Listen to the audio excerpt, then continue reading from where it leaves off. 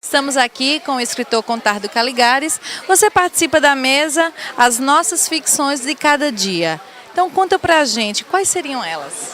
Ah, eu não sei, eu vou falar só das minhas e nem todas, até as únicas que são, algumas das que são publicáveis, porque tem várias que não são publicáveis. Não, vou falar um pouco de como, uma parte, enfim, de como as ficções entraram na minha vida. Estou falando da minha relação com as ficções literárias e, sobretudo, algumas lembranças de infância e como isso de alguma forma foi na minha vida, chegou na minha vida junto com é um pouco cedo para dizer aquilo, mas junto com a psicanálise. Enfim, vou contar algumas histórias de infância minhas, que não são ficções, mas poderiam ser. E a partir disso falar um pouco do que é a ficção para mim, mas também não vai ser muito tempo, então vai ser 15 minutos, 20 minutos disso que eu vou falando. Você sentiu na pele as consequências da Segunda Guerra Mundial. Que tipo de marcas esse tipo de experiência deixou para você? Bom, algumas interessantíssimas, por exemplo, eu cresci no imediato pós-guerra, então uma época na Itália de penúria, né? E numa cidade que é bombardeada, que era Milão, onde na minha rua acho que um prédio em cada três era escombros, na verdade. Então, por exemplo, aprendi que você não pode deixar nada no prato. Isso aprendi com a minha avó, que senão levava cada cascudo, que eu vou te contar. Então, mas essas são as coisas menos importantes.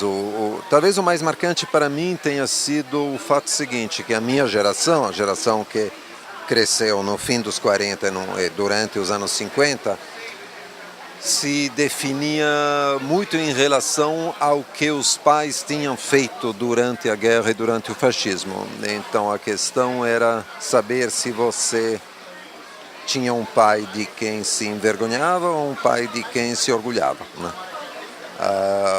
Ou talvez nenhuma das duas, o que também não era ótimo, digamos. Então, se definir historicamente em relação às escolhas dos pais é o preço que eles tinham pago para segui-las, enfim, para fazer essas escolhas, isso talvez seja a marca mais importante. Mas não falo disso como uma marca, oh meu Deus, que horror. Acho que é ótimo, que cada geração tem um lugar de onde sai, digamos assim.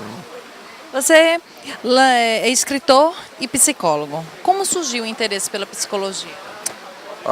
É uma ótima pergunta, porque o interesse pela escrita veio antes, de fato, mas veio muito antes o interesse pela ficção, por escrever ficção, embora eu tenha acabado escrevendo ficção muito depois de ter escrito muitas coisas de psicologia. O interesse pela psicologia surgiu de uma maneira quase acidental, porque eu estava muito mal, numa época em que eu começava a ensinar no estado de Genebra.